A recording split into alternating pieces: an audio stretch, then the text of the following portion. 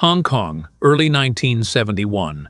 Late afternoon light settles over an industrial district near the harbor. Inside an ice factory used as a film location, machinery has been powered down. The temperature is low. The floor is damp. Metal walls hold sound in place. At approximately 4040 p.m., fewer than 15 people are present. Crew members stand in small groups, no more than 6 feet apart. The main doors remain open, but only partially. Outside noise fades. Inside, movement slows. Bruce Lee is there to work, not to perform. He is dressed simply, preparing between takes. No cameras are rolling. No scene has been called. The set is not arranged for action. A conversation begins near the center of the space. It is brief. Voices are controlled. Distance between individuals subtly changes, one step closer, then stillness. Witnesses later recall noticing the silence first, not raised voices. Time compresses in moments like this. Seconds become distinct. People remember where they were standing, how far they were from the walls, how quickly attention narrowed. Nothing dramatic announces itself.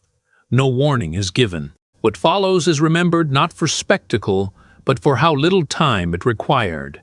The location was an ice factory on the edge of Hong Kong's industrial district, temporarily converted into a filming site for the big boss. The building was functional, not cinematic. Its walls were metal and concrete, stained from years of refrigeration work. The ceiling rose high but offered no sense of openness. Sound did not travel far before flattening against hard surfaces and returning in short echoes. The temperature inside remained noticeably low, even in the afternoon. Cooling systems had been shut down for filming, but the air still carried residual chill. The floor was damp in places, slick where condensation had settled. Wooden pallets and metal crates lined the edges of the space, stacked no higher than 5 feet. The usable central area measured roughly 12 meters across, unobstructed but enclosed on all sides. Filming had paused. No active scene was being prepared. Equipment stood idle, lights switched off, cables coiled, a camera rig pushed several feet back from the center. The absence of movement made small sounds more noticeable: footsteps, the scrape of a shoe, the brief clink of metal against metal. Approximately a dozen people were present. Most were crew members, positioned in loose clusters. 2 stood near the main doors, which were partially open to the outside. Others leaned against crates or walls, keeping a practical distance from the center of the floor. No one was seated. Everyone remained standing, alert but unoccupied. Bruce Lee was there in a working capacity. He was not performing, and had not been asked to demonstrate anything. His clothing was simple and appropriate for rehearsal rather than filming. Witnesses later noted that he appeared relaxed, neither withdrawn nor engaged beyond what the moment required. He was positioned slightly off-center, closer to the middle of the open space than most others, though not by design. It was simply where he had stopped while waiting. His posture was neutral, arms at rest. Weight evenly distributed, there was no visible preparation or intent. The set carried its own hierarchy, as film sets often do. Directors, assistants, and senior crew usually controlled movement and attention. But in moments between takes, that structure softened. People spoke more freely. Lines of authority blurred slightly. This was one of those moments. Conversation was casual at first. Nothing about the atmosphere suggested tension. Voices were measured, kept low out of habit rather than caution. Distances between individuals remained consistent, roughly 2 meters apart, close enough to speak without raising volume. What mattered was not what was said, but where people were standing when it was said. One crew member later recalled noticing that the central space felt unusually occupied, even though fewer people were there than during filming. Another remembered that the open area seemed smaller than before, as if the walls had drawn in by a step or two. No one had gathered an audience. No circle had formed. There was no clear beginning to what followed. Instead, positions adjusted gradually. One person shifted weight back, another stepped half a meter to the side. The central floor remained clear, but attention began to settle there. Time at this stage was unremarkable. No one was counting seconds. The clock on the wall showed late afternoon. Light entered through the open doors at an angle, stopping several feet inside the building. Beyond that line, the interior remained dim. Nothing in the environment signaled that an incident was about to occur. There were no raised voices, no sudden movements, no visible agitation. Yet witnesses later agreed on one point: the mood changed before anything happened. Not sharply, but unmistakably. The ice factory, designed to preserve and contain, had become quiet enough that small shifts carried weight. In that stillness, attention narrowed. The set, the crew, and the space itself seemed to pause waiting, though no one could yet say for what. The change did not begin with a raised voice. It began with proximity. A man not assigned to the scene stepped closer to the center of the open floor. The distance closed was small, no more than 1 meter, but noticeable in the stillness of the space. Conversation continued, though its rhythm altered. Sentences shortened, pauses lengthened. The words themselves were ordinary, but their placement was not. Those nearby adjusted without instruction. 2 crew members nearest the central area drifted back toward the crates, increasing their distance to nearly 3 meters. One positioned himself beside a stack of pallets, placing solid material at his back. Another shifted closer to the open doors, stopping just inside the line of daylight. No one said why they moved. They simply did. The man who had stepped forward spoke again. His tone was even. There was no insult, no accusation. Witnesses later described the words as casual, almost conversational, but directed. The content mattered less than the implication. It was a remark framed as curiosity, not challenge, yet it carried expectation. At this point, authority on the set became unclear. No director intervened. No assistant called for quiet. The usual cues that govern behavior between takes did not activate. The hierarchy that normally structured movement and speech had loosened enough to allow ambiguity. The central figure did not respond immediately. He remained still, feet planted where they had been moments earlier. His head turned slightly, no more than a few degrees, acknowledging the speaker without fully facing him. The delay lasted perhaps 2 seconds. In a controlled environment, 2 seconds is long enough to be registered. Another half-step forward followed. The distance between the 2 men was now under 2 meters, close enough to require attention, far enough to avoid contact. The space between them became the focus of the room. Witnesses later recalled noticing how quiet the building had become. The absence of machinery made breathing audible at close range. One person remembered counting the seconds between remarks, though he could not later explain why. Another recalled the feeling that exits now mattered, not because anyone intended to leave, but because awareness had shifted toward containment. The speaker's posture was open, arms relaxed, shoulders loose. There was no defensive stance. This was not aggression in the usual sense. It was assessment, the kind that waits for a response rather than demands one. Still, no reply came. The silence extended. 5 seconds passed, then another. In that interval, someone at the edge of the space took a single step back, increasing the perimeter. It was subtle, but it completed an unspoken boundary. The open floor now belonged to fewer people. The man spoke again. The words were brief, a suggestion, perhaps, or an invitation. Accounts differ. What does not differ is how the moment felt to those watching. The conversation had crossed from neutral exchange into something else, though no formal line had been drawn. The central figure shifted his weight. The movement was minimal, no more than a redistribution from heel to forefoot, but visible to anyone looking closely. His stance remained neutral. Hands stayed low. No guard was raised. No signal was given. That shift, small as it was, ended the uncertainty about whether a response would come. The speaker adjusted in return. His shoulders squared slightly.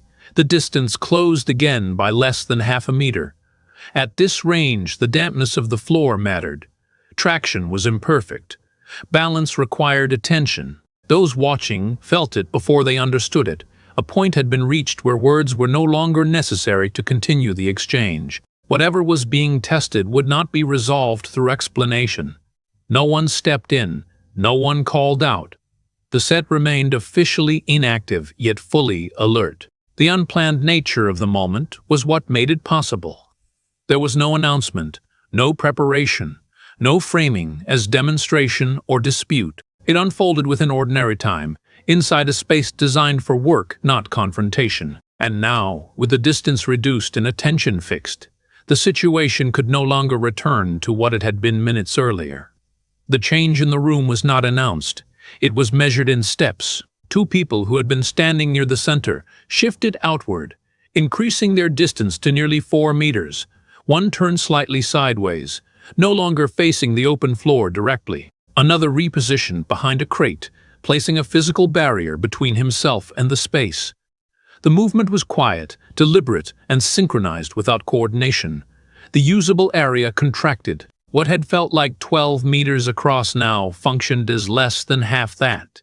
The open doors remained visible, but no one stood directly in their path. They were no longer exits so much as reference points markers of where the boundary ended.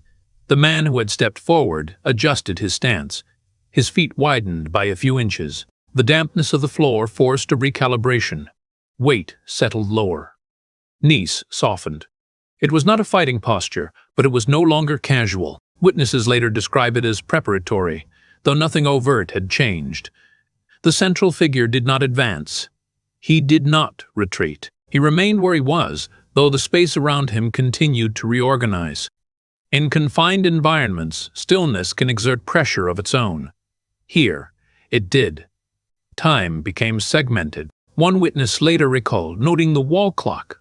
Less than a minute had passed since the first step forward. Another remembered estimating the distance between the two men at just over 1 meter, close enough to require constant awareness of balance and reach. A third person, standing near the wall, folded his arms.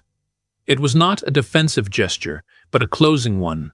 Attention narrowed further. The room, once occupied by casual conversation, now held only a single exchange. No one spoke for several seconds.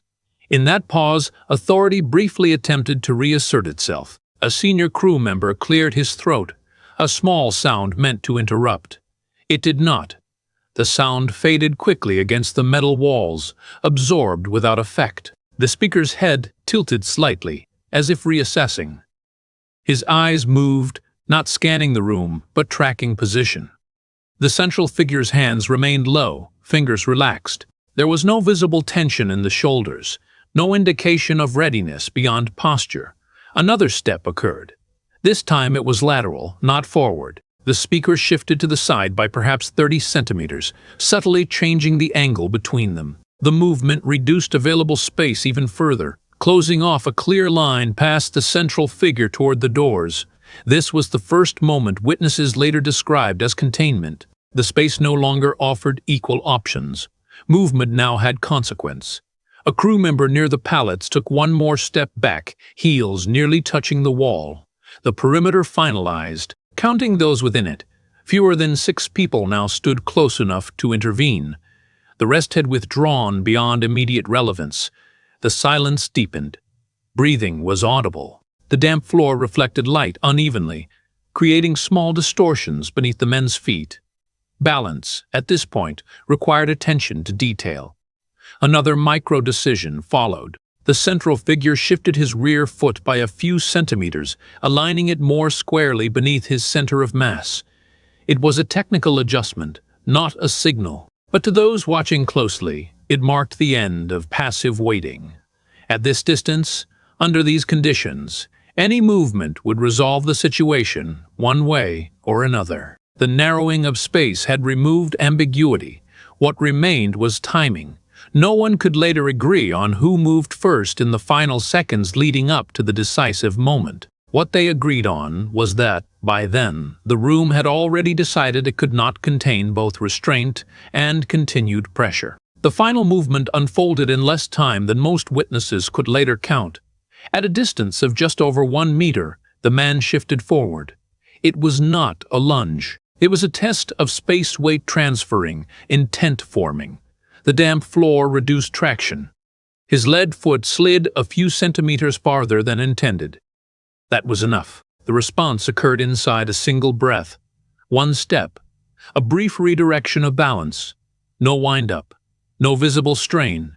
The exchange lasted under 2 seconds. The man's center of mass moved past its point of recovery. His upper body tilted backward while his feet failed to realign. He dropped hard onto the concrete, shoulders striking first, followed immediately by his back. The sound was flat and final, echoing once against the metal walls. He did not rise. Bruce Lee remained standing where he had been, now half a step closer to the point where the fall ended. His posture was unchanged. Hands stayed low. There was no follow-up movement. The distance between them had inverted from approach to separation in a single instant. Witnesses later recalled the clarity of the image. One man upright, balanced, the other on the floor, stunned, staring upward. The clock on the wall advanced by 1 second. The situation ended there. The silence arrived immediately, without instruction. No one spoke for several seconds. The echo of the fall dissipated quickly, leaving only the ambient sound of breathing and the faint drip of condensation somewhere near the wall. The clock continued its steady movement. 10 seconds passed, then 15. The man on the floor remained still at first, then shifted slightly, drawing one knee inward. The movement was slow and deliberate, suggesting awareness had returned. He did not attempt to stand. His hands pressed briefly against the concrete as if confirming where he was. Those closest did not rush forward. Distance was maintained. A crew member nearest the pallets glanced toward the open doors, then back to the center. Another looked down at the floor rather than at either man. The perimeter held. Bruce Lee did not step away immediately. He stood where the exchange had ended, weight evenly distributed, gaze directed downward for a moment, then lifted. His breathing appeared unchanged. After approximately 5 seconds, he took a single step back, restoring the space that had collapsed. That step marked the end of the incident more clearly than the fall itself. Authority returned quietly. A senior crew member moved forward by 2 meters and spoke in a low voice, not addressing anyone in particular. The words were practical, not corrective. Filming, he said, would resume shortly. No explanation was offered. Another crew member approached the fallen man from the side, stopping just out of reach. He asked a simple question, whether he was able to stand. The response was delayed but coherent. With assistance, the man sat up, then remained seated, back against a crate. No one referenced what had just occurred. There was no accusation, no apology, no commentary.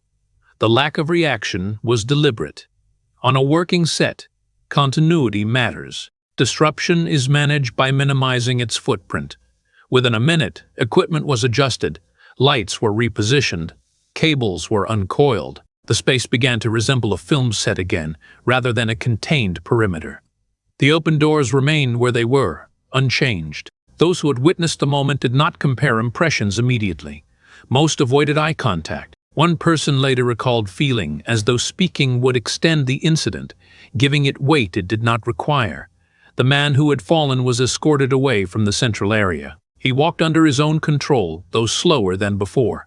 No further interaction occurred between the two. What remained was not tension, but restraint. The absence of discussion closed the event more effectively than any statement could have. By the time filming resumed, fewer than 3 minutes had passed. Nothing more was said. In the hours that followed, the incident was not documented. No report was filed. No note was added to the production log. The absence of an official record was not accidental. On a film set, events that interrupt work are either absorbed or erased. This one was absorbed. Those who had been present returned to their tasks. By evening, lighting had been reset, dialogue rehearsed, and the schedule restored. The ice factory resumed its function as a controlled environment for filming, rather than an unscripted exchange. The floor dried, the space widened again. What persisted existed only in memory. When witnesses later spoke of it, often months or years afterward, their accounts varied in detail but aligned in structure. No one described a fight. No one recalled anger. What they remembered instead were measurements, how close the men had been, how quickly it ended, how little movement was required. Several independently placed the duration at under 2 seconds. More than one mentioned the sound of the fall as the clearest marker of conclusion. Some accounts softened with time.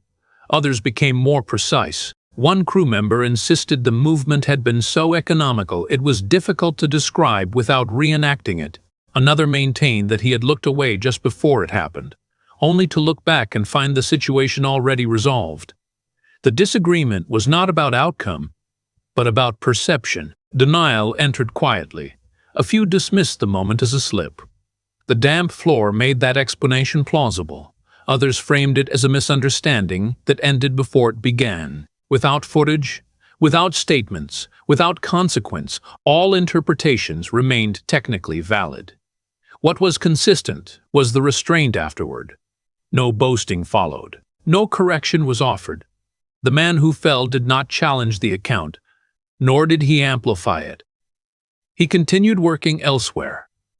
The incident did not repeat itself. Over time, the story circulated selectively. It was not shared publicly, only within small professional circles. It survived because it was brief enough to remember clearly and restrained enough to resist embellishment. Its power lay in how little there was to add. The legend, such as it became, was shaped by omission. No speeches, no moral framing, just a recollection of space narrowing, a test applied, and a situation resolved faster than explanation could keep pace. In that sense, the moment endured precisely because it left no trace on record, only on those who stood close enough to measure it in seconds and steps.